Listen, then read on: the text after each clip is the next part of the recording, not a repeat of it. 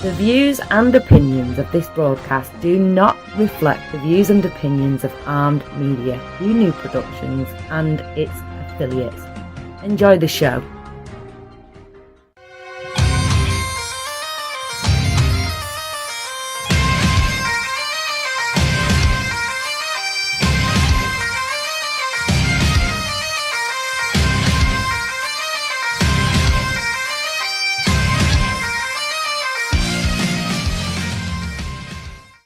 Hey guys, thanks for tuning in. This is Two Beards Talking with Daniel Sanders and Matt Lassiter. Oh man, always at the start of every show, we want to give a big shout out to the troops out there. You guys are doing a great job. Keep up the good work and come home safe. Crybaby of the week. We actually have one this week. We never go 2 weeks in a row without one. Oh no, never. Possible. Hollywood exists. However, if we do go 2 weeks in a row, someone's getting a cookie. Probably our crybaby of the week. Probably. Mail that box of fucking cookies. Yep. Yep. She's on the top of our list. She's definitely leading. Alyssa Milano. I don't think she's leading. I think she's leading. I think Congress lady has been there 3 times. I don't know. I'll have to go back and check. So, so yeah, I was browsing Twitter and because we didn't have a crybaby. Yes. I was browsing Twitter, and I can always rely on Alyssa Milano or Twitter in general. Yeah, pretty much. But the other day, she had shared this article that I know you've seen it, and I'm sure everybody's seen this article. Yeah, it says that people who swear are more intelligent. Bullshit. Yeah, you and I know that for a fact. Well, of course, I couldn't resist, and I had to tell her after sharing that article that there is a tree working extra hard producing oxygen for her, and she needs to find it and go apologize to it. Better yet, you should make her carry a tree. Well, a couple of op-ed writers have been writing articles about her, and it's been interesting. They're definitely trashing her over this, that, and she tried to engage James Woods in a battle of wits, which she was unarmed. Yeah, yeah, that was funny. Is what that was. I didn't get to read that exchange. I want to read that exchange. I'll have to pull it up and let you read it. But yeah, so she was bitching on her Twitter account about these people writing op-eds about her because of the article that she shared and her trying to outsmart James Woods. So yeah, that's why she has made our Crybaby of the Week list yet again. So Alyssa Milano, this one is for you. And before we jump into the show, something that makes me super happy. The entire op-ed from HuffPo going. Yes. Yes. Just obliterated. Yes. That was spectacular. I love seeing that. So that's just a little sidebar for everyone out there that hates Huffington Post. Yes. So yeah, we're gonna roll into the show, and on the very top of our list, Congress lady. Yes, our favorite Congress lady, Alexandria Ocasio-Cortez. She has done it again. Oh man. And we actually have the audio clip for y'all to listen to. We did the legwork. Yes, I wanted everybody to be able to experience this. So we're going to play the audio clip here in just a second, but just be prepared. You might feel like you want to hurt somebody after listening to this, because I know I did. Or you might feel dumber. I don't know. Possibly. I don't know. But yeah, go ahead and play that. I think that the part of it that is generational is that millennials and people and Gen Z and all these folks that come after us are looking up, and we're like, the world is going to end in 12 years if we don't address climate change. And your biggest issue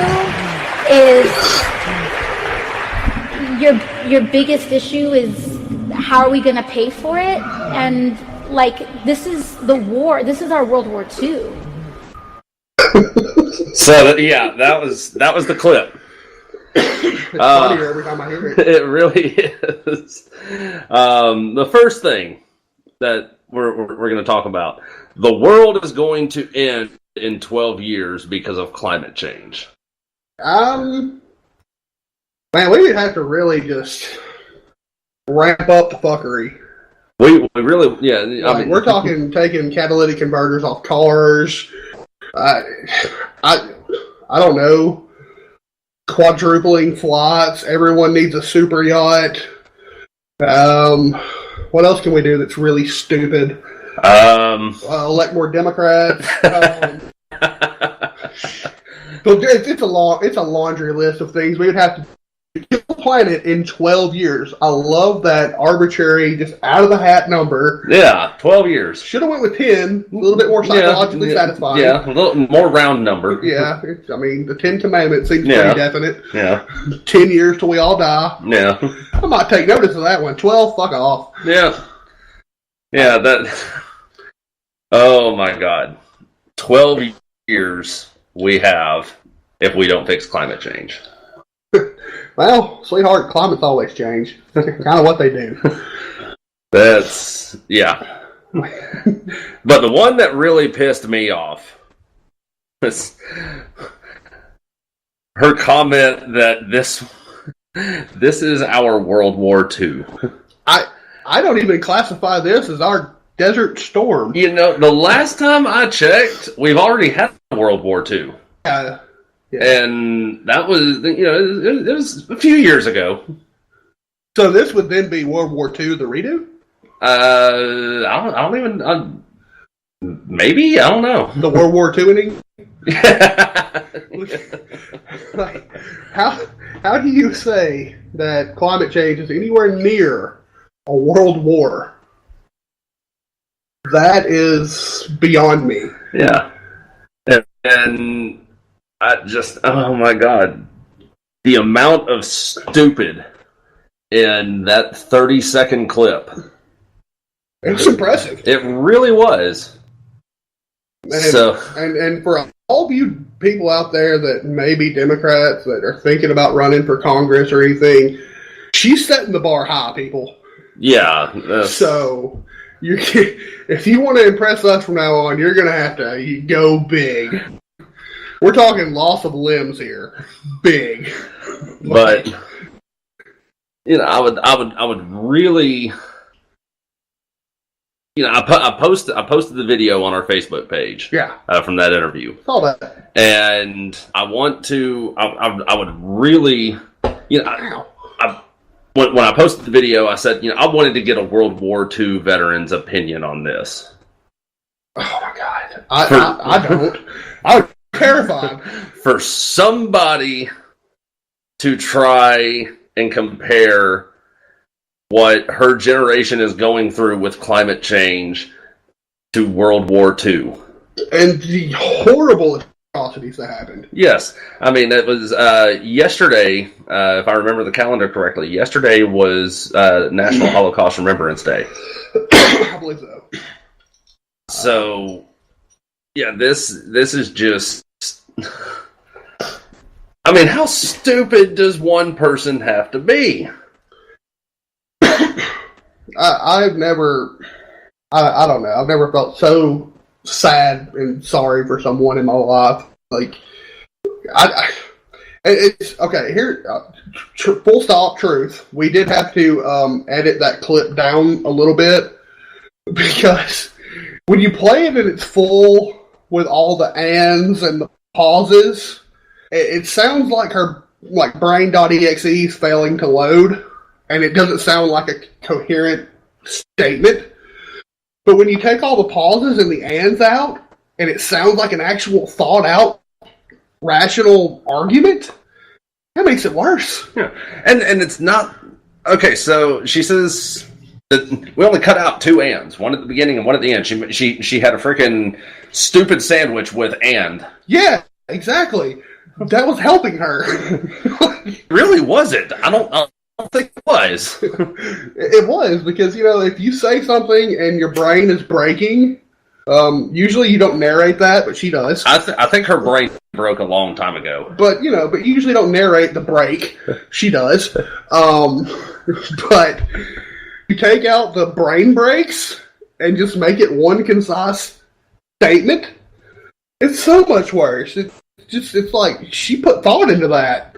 Like she thought, I'm going to compare climate change to World War II. That'll get them. No. Why would that ever go through someone's head? I've been very fortunate as a veteran myself. I've been very fortunate to have. I actually met a Marine who fought on Iwo Jima during the initial landing. And I had the honor of walking him from his car to his seat under the tent while we were doing our little honor service for him. And it's a very... also, I met a Marine at a birthday ball. He was the oldest Marine. I was the youngest Marine. And he served in World War II and in Korea. Fought in the Battle of the Chosin Reservoir in Korea. The man is in a wheelchair. He's missing one leg, missing one arm. And when we approached the cake for the cake cutting ceremony, the commander of the ceremony and everything told him, you don't have to stand up. She said, no, fuck you. I'm standing up. And this man stood up out of his chair, balanced himself on one leg, did his salute, and sat back down. And when I saw that, that motherfucker right there, that is one of the most badass motherfuckers I have ever seen. He's a bad man. Even in the state he is in right now, I would not want to fight that man. He would find a way to fuck me up. He would kill you. Yes. So, yeah, that's... she's special. Oh God, and that's not that's bad. But then you start talking about like our new little tax plan. Yeah, that's fantabulous. Oh yeah, let's talk about that for a minute. Okay, so she wants to tax everyone that makes over $10 million a year 70% of their income. 70. Those of you doing math, a big number. Yeah. A really big number. I did some basic numbers. If it was $1 million, you're looking at 700,000. Yeah. So at 10 million, you're looking at 700 million. Or 7 million. 7 million. But think about the billionaires out there that are making $11 billion a year. I'm looking at you, Bill Gates. Send me some money. That's even worse. And they try to use the argument that the top 1% or the top 0.1% don't pay their fair share. Well, you've got to look at it as a whole. There are a lot more people in this country that make less than $1 million than there are that make $1 million or more. Yeah, what did you say? There was 235,000 people in this country that make $1 million or more a year. Yeah. And of the people that are still eligible to pay taxes, that means there's around 93 million. So, of course, there's more of us. So, of course, 93 million people are going to pay more than 235,000 people. But the amount that those 235,000 people pay in comparison to what I pay, my number is just a drop in the bucket. Yeah. Like, if I pay in $15,000, I'm still less than 1% of what they're paying in. Yeah. That's why, and we've talked about how we feel the tax structure should be done. I'm for a flat 10% rate across the board. If you make, $20,000 a year, you pay $2,000 in taxes. If you make $2 million a year, you pay $200,000 in taxes. That's good and all, but I mean, we already pay more than 10%. Yeah. I mean, that's not a number that's feasible. That number doesn't keep the country running. Yeah, and I'm using that as an example. Realistically, I would say maybe it'd have to be at least 30%. I don't know. I think we can get by with 20%. Well, I mean, you got to think, if you are making $48,000 a year right now, you're already paying 28%. Actually, I think we could get away with 10% if we did 10% flat tax across the board with your idea for built-in tax. Well, see, the built-in tax does away with the IRS. It does away with the enforcement branch. You no longer have to file taxes at the end of the year. See, with your plan, you still have to file taxes. Mm-hmm. You have to say, I paid this much in, and, I overpaid a little bit. Cool, I get some money back. With what I want to do, which is not my idea, it's just the fair tax. What they want to do is they put the taxes inside everyday goods. So if you buy a loaf of bread, you pay taxes on it. You buy a new car, you're going to pay taxes on it. Yeah. You buy a pair of pants, you're going to pay taxes on it. And that forces every person in the United States to pay taxes, because Bill Gates can only buy so many pairs of pants. Mm-hmm. Well, Bob in accounting, with his 5 kids, are just going to buy a lot more pants than Bill Gates. Right. But Bill Gates is going to buy a lot more cars mm-hmm. and a lot more houses. So, it's going to evil out, and it takes the guesswork out of it. You don't have to file taxes at the end of the year because you don't need a return on it. You don't need a return on those taxes. You're paying taxes to further the country. And it forces people that don't normally pay taxes, i.e. drug dealers, mm-hmm. to pay taxes. Yeah. So you're forcing more people to have to pay their fair share, which is what they always ask for people to pay their fair share. Right. You do the tax code this way, everyone pays their fair share. They have to. Yep. And that's for me, that's the best strategy. Yeah. They won't do it because it makes sense. Yeah. Yeah. This is what New York is giving us. They're giving us, one of our best show topics ever. Oh my God, she's just like gold every week. And they're also, oh my God. So for those of you who haven't heard, they just passed a new abortion bill. Yeah, I don't want to spend a whole lot of time on that one. Yeah, I don't either, but we still need to talk about it, because I mean, it's just, I know your stance on abortion. Well, I think your stance on abortion is pretty much the same as mine. People that are reading this are misreading it. That's what because everybody's like, oh my God, you can abort babies as they're coming out. That's not what's happening. That's the way people are reading it. No doctor in their right mind is going to be like, oh, perfectly healthy mom, perfectly healthy baby. That's not going to happen. But that's what people are billing it as. Well, what it is they've done away with it. Okay, so it used to be in New York, if it was 24 weeks, if it was after 23 weeks, anything after 23 weeks would be considered murder. Yeah. Could not do abortion at that point. They've done away with that. They've basically done away with putting a time limit. Yeah.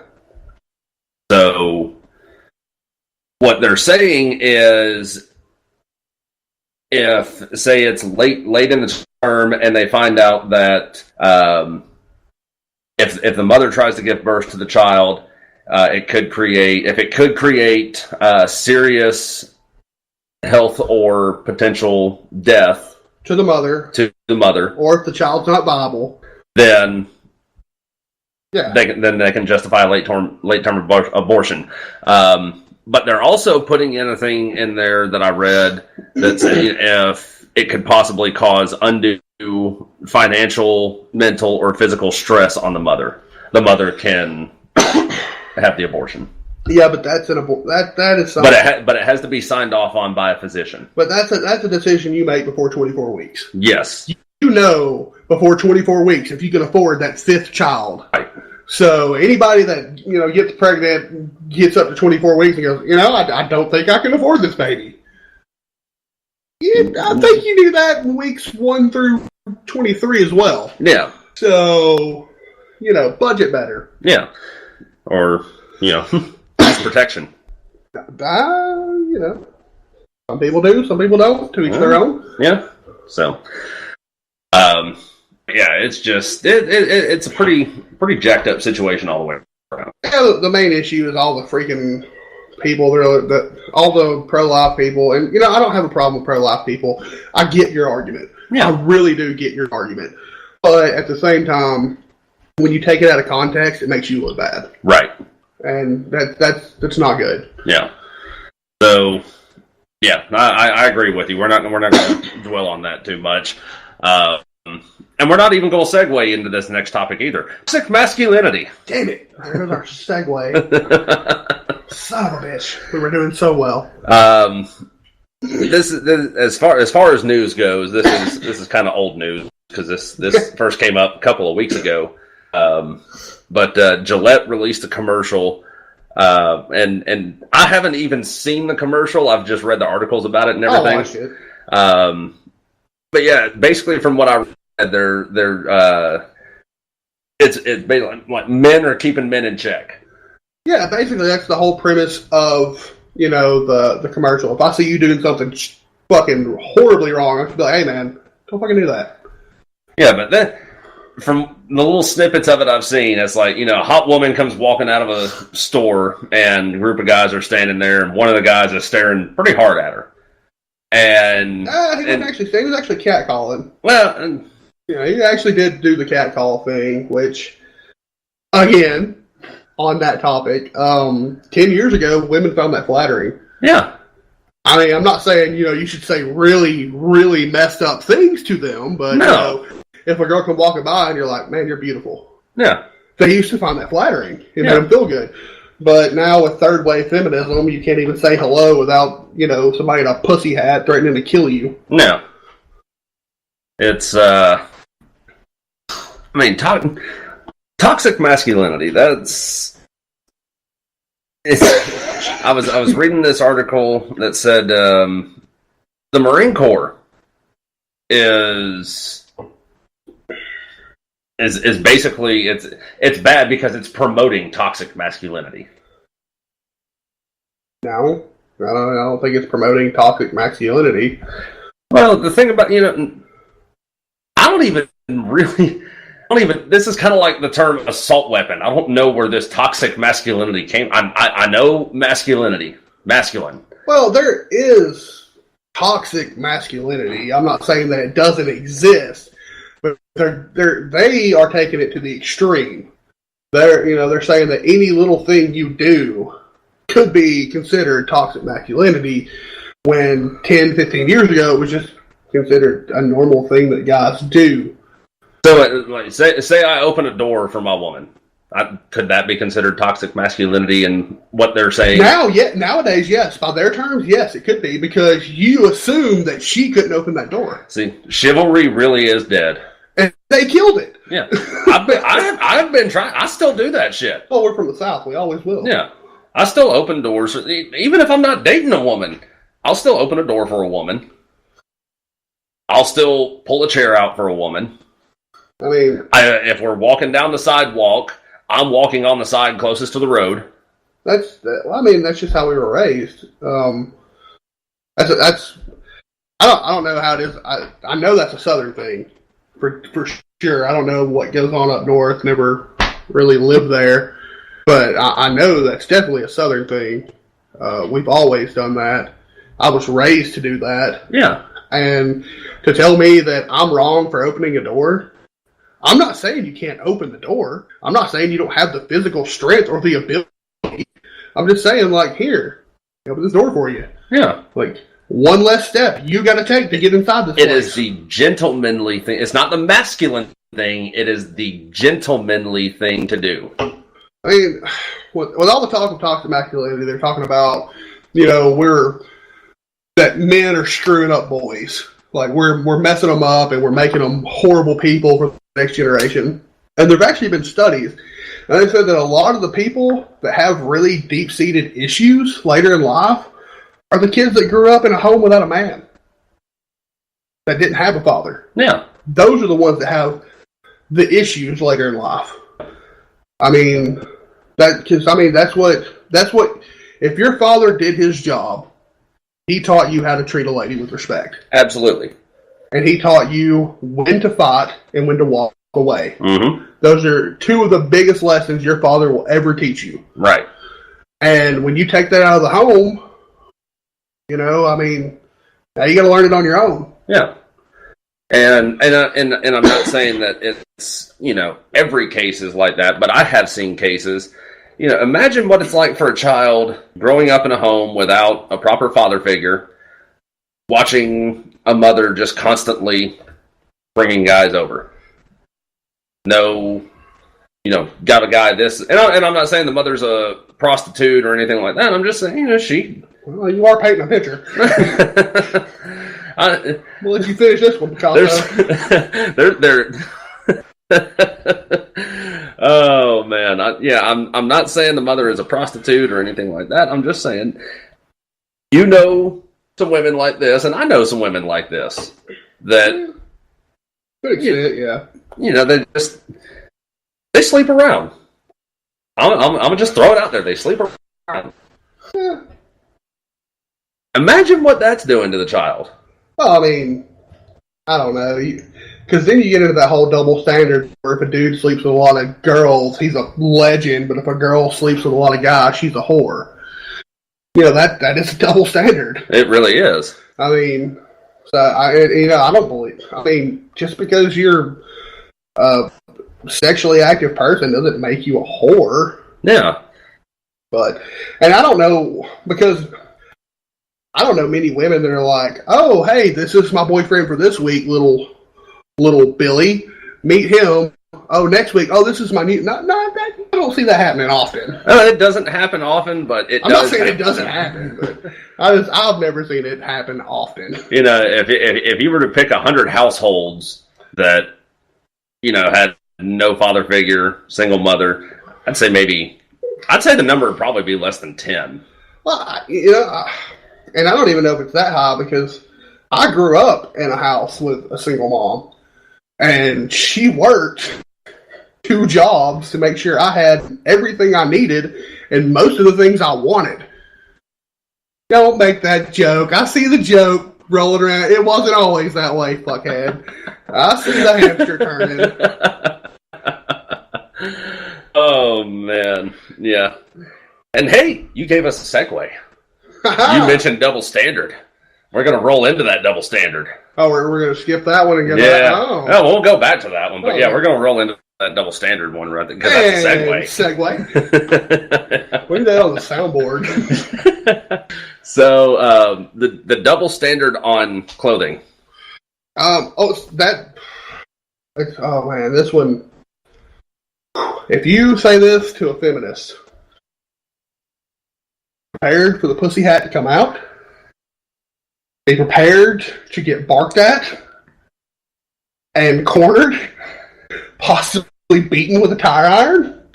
It's rough out there, guys. But this is going back. I'm sure most of our listeners have heard of this by now. The Catholic school group that was at the National Mall in DC. Yeah, Covington Catholic. Yeah, Covington Catholic. Those people. And the images of the white student wearing the red "Make America Great Again" hat, and the Native American in his face beating the drum. We're not going to get into how the media twisted and skewed that whole thing, or who was right or wrong, because at this point it doesn't fucking matter. But you know, it's a mulatto. She shared a tweet calling the red MAGA hat the new white hood, referencing the KKK. Which is completely ridiculous. Yeah. Oh, God. You should have seen the number of responses from people that I saw in there of groups of African Americans wearing that hat. Or I know several Hispanic Trump supporters. Yeah. Hispanic, yeah. There were pictures of groups of Hispanics wearing the same hat. Last time I checked, the only people that put on that white hood were racist. White ones. Sorry, calling it what it is. You couldn't join that particular club. You had melanin in your skin. Yeah. That's the double standard we're talking about. You know, you see a woman walking around town wearing, Short skirt. Yeah, short skirt, showing midriff, showing cleavage. But, don't freaking catcall at her. No, that's not the thing. That's not even the double standard I'm talking about. I know the double standard you're talking about. I'm just saying, I'm just making the point, don't treat her like she's a freaking lady of the night. But if you're wearing a red MAGA hat, you're automatically racist, homophobic. See, the thing that I think makes it worse is you always hear, and it's true, it doesn't matter what a woman's wearing. I agree. She does not deserve to be sexually assaulted, sexually harassed, or worst case scenario, raped. No matter what she's wearing, no victim deserves that. I agree. But then they turn around and say, oh, well, he's wearing a Make America Great Again hat. Punch him in the face. Yeah. And I'm like, so it's not okay to assault someone if they're a female or how they dress, but it's okay to assault someone if they're wearing a hat because Orange Man bad. That's a double standard. You can't have it both ways. Right. Granted, like I said, the victim is never to blame. But still, you can't on one hand say, well, she didn't deserve that because blah, blah, blah, and then say you can punch him in the face for wearing a hat. Yeah. I've seen videos of that happening. People being assaulted, punched, kicked, hit with objects. Spat on. Simply for wearing that hat. I really want to get a red hat. I don't want the Make America Great Again hat. I want one that said Made You Look. I really do. I want a red hat that just says Made You Look. I just want to see how many people lose their shit until they read the hat and realize, oh, I'm an idiot. Yeah. And I'm probably going to walk around with my camera because we are a single party consent state. Yeah. And I can capture all kinds of good stuff. Oh, yeah. Put that on the Facebook. Video coming soon. Still say we need to go to Atlanta this weekend. I don't really want to, because then I have to see her. But that's the double standard. You can't advocate violence against one because of what they're wearing. It doesn't matter if you are wearing, I'm not a huge proponent of like the Black Lives Matter group. Mm-hmm. God, they get on my fucking nerves. I'm not, I don't have any racial biases whatsoever. But god damn, that group got on my nerves. Yeah. So if I saw someone wearing a Black Lives Matter hat, even though I didn't like them, I'm not going to physically attack you for it. That's just stupid. Yeah. You're making a huge deal out of one article of clothing. Just because you don't agree with someone doesn't give you the right to punch them in the face. Yeah. Because if it did, I would have gotten kicked out of school 84 times. Yeah. At least. And I am rounding down. I was about to say, you're lowballing. Yeah. That is a rookie number for me anyways, because all my teachers hated me. But, if it was okay to punch people in the face you disagreed with, I would have never gotten any education. Yeah. So, that's how that one has to end. You cannot judge somebody off what they're wearing. Just because someone supports Trump doesn't make them a racist. Yeah. Doesn't make them homophobic. Yeah. Plain and simple. There's no other way to... I voted for Trump. I support Trump. He is my president. I'm not racist. Well, he's my president too, but I didn't vote for him. I voted for Darth Vader. Yeah. Again. And if you think I'm playing, I wrote that shit in. Well... the way that works is if you are a U.S. citizen, whether you voted for him or not, he is your president. That's just just like for 8 years, Obama was my president. Yeah. Did I agree with anything he did? Yeah, not really. Yeah. But he was my president. Yeah. And if he would have come through Alabama, Northeast Alabama, and rolled through my town and I saw him out, I would have greeted him as Mr. President. Yep. I wouldn't have called him Barack. I wouldn't have called him Mr. Obama. I would have addressed him by the title he earned. Mm-hmm. He earned the title of Mr. President, and that's what I would call him. Exactly. And even to this day, being an ex-president, I would still address him Mr. President. He's earned that. Yeah. So, just because I didn't like him, he wasn't my president. Exactly. So, yeah, that, the whole situation with the Catholic school, the Native American beating the drum, hey, he's wearing a MAGA hat, punch him in the face, but don't rape her even though she's dressed like a hooker. I mean, don't rape anybody. Yeah, don't rape anybody. That's the moral of the story. Don't rape anybody. Don't assault people for any reason, but definitely don't do it because of what they're wearing. Yeah. Like, some people kind of deserve to be punched in the face. Yeah. Let's just call it what it is. Some people need to be punched in the face, but not because of what they're wearing. I agree.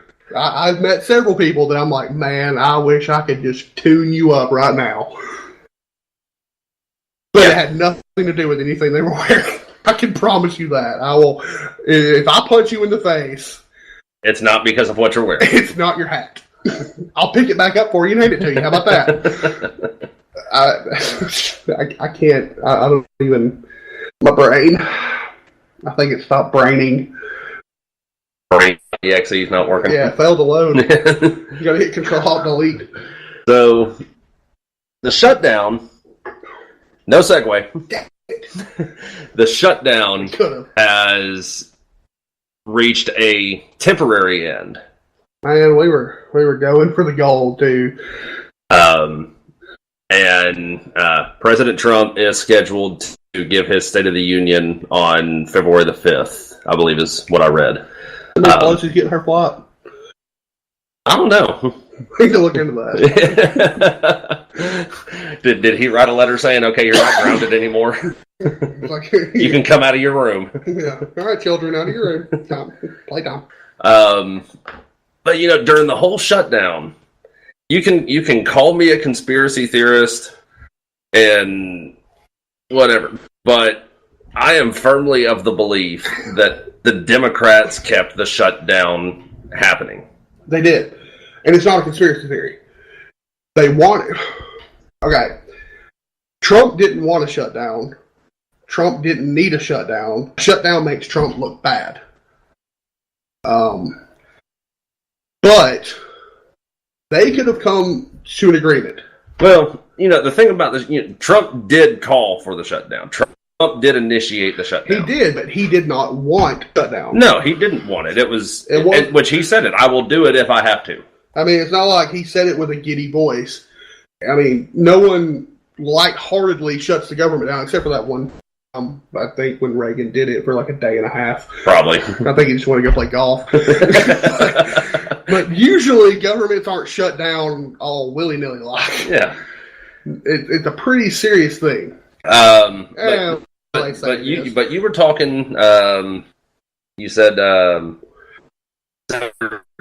from Louisiana. Yep. He introduced a bill that would allow Coast Guard. Yeah, Coast Guard wasn't getting paid. Yeah. And so it was like on, I think it was like 29 or 30, maybe 31, one of those 3 days of the shutdown. He introduced a bill onto the House floor, or whatever, to get the Coast Guard paid. Yeah. They were like, look, we need to pay the Coast Guard, these people. That he's like, we're paying the Marines, we're paying Army, we're paying Air Force, paying Navy. He's like, why are we treating the Coast Guard any different? We should be paying them. Well, the reason why, and I've talked with a couple of my friends about this. The reason why the Coast Guard does not fall under the DoD. They are DHS. I know that. The DoD has their own separate funding. That's why members of Marines, Army, Navy, Air Force were still able to get paid. And I understand that, but his point was they help defend our borders just as much as the other branches. They do, yes. So why aren't they getting paid? Right. So he introduced a bill trying to get the men and women of the Coast Guard money. And the Republicans, or the Democrats, shut it down. They would not pass it. And Ted Cruz got up and lit into some Democrats over that. I wish I could play. It's like a 15-minute clip. He was going in on Schumer and Pelosi about, like, why can't you guys just come together? He's like, if you would pass this bill, we can send it to Trump right now. He'll sign it. We can get these men and women their money. Yeah.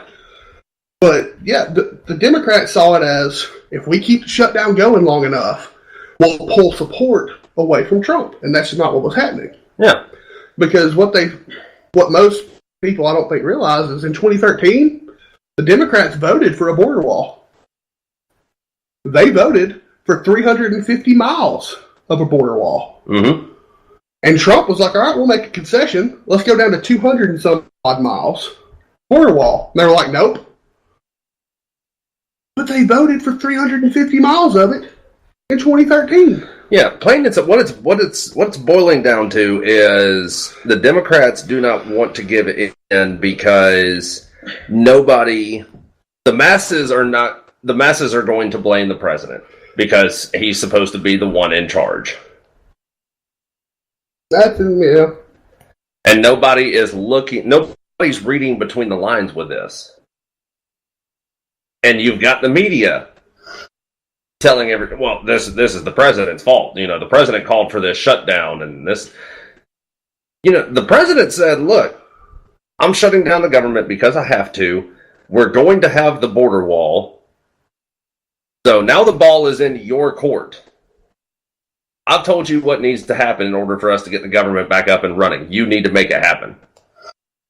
And they didn't want to do it. So it was on the Democrats. 100% on the Democrats. And it was another one of those. They didn't want to do it because now it's not Obama's wall, it's Trump's wall. Yeah. Now, granted, no president should guarantee anything. And he all but guaranteed a wall. But no president should guarantee anything because that's just asking for trouble. Well, Trump is going to go down in history as the most hated president for trying to deliver on his promises. It's ridiculous. That's why he was voted in. I can hear a lot of people out there go, "Oh, the election was rigged." Yeah, no, fuck you. He was fucking voted in. Deal with it. Yeah, the elections were super rigged. The Russians had something. Yeah, no, they didn't. Fuck you. He fucking won. Deal with it. So that was his campaign platform: border security, and he won. And now he's trying to deliver on that, and Pelosi and Schumer are going, nah, fuck you, nah, fuck you.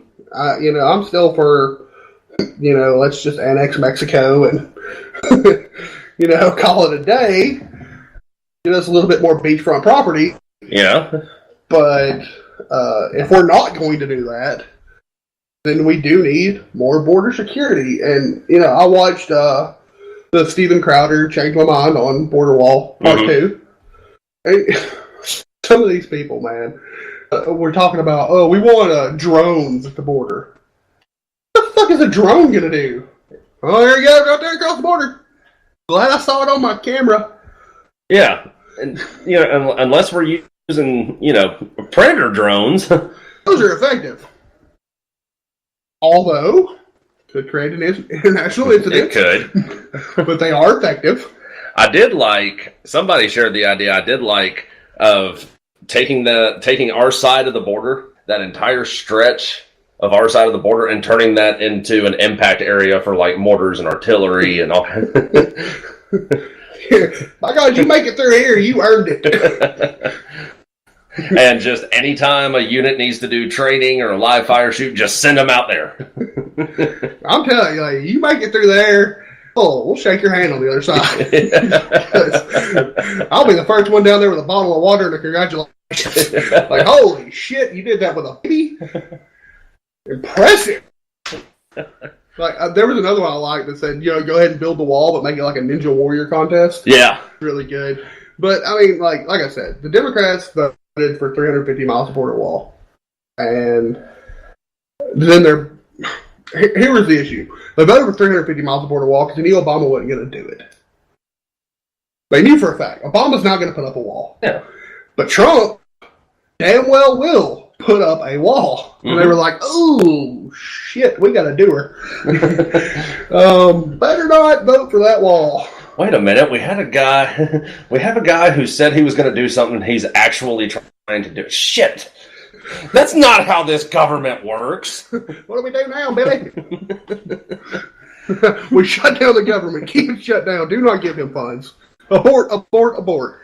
And yeah, that was the whole thing. I've heard a lot of people saying, I agree, during the shutdown, Pelosi would not give Trump the floor to do his State of the Union address because that is an outlet for him to reach millions of Americans. Well, not me. I ain't gonna watch it. That's why I said, millions of Americans. I didn't necessarily say you specifically in one of those millions. I don't watch State of the Union because if I want to get lied to, I'll just go get a girlfriend. But that was, I've heard a lot of people say.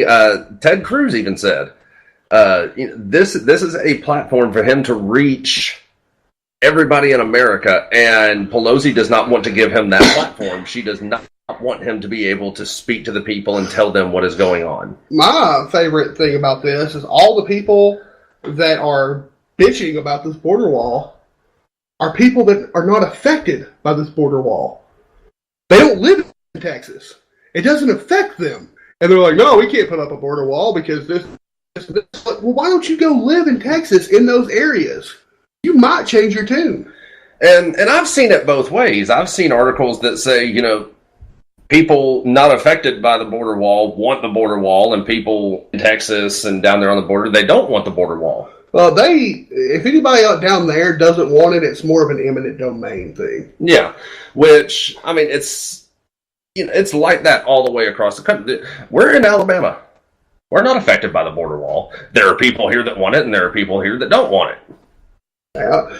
I mean, the only way it really affects us is, immigration does affect us because we are in the South. Yes. People that immigrate through Texas don't stay in Texas. They go to other states. So it doesn't directly affect us, but indirectly it does. Collinsville would get a lot smaller. Maybe. But I mean, it does indirectly affect us because, we do have a high population of Hispanics in Alabama. Not that I have a problem with it. I don't care. Most of these people, I'm like, you know what? I can understand why you want to get out of Mexico. I really can. Yeah. But you need to do it the right way. You got to do it legally. And I know that takes years.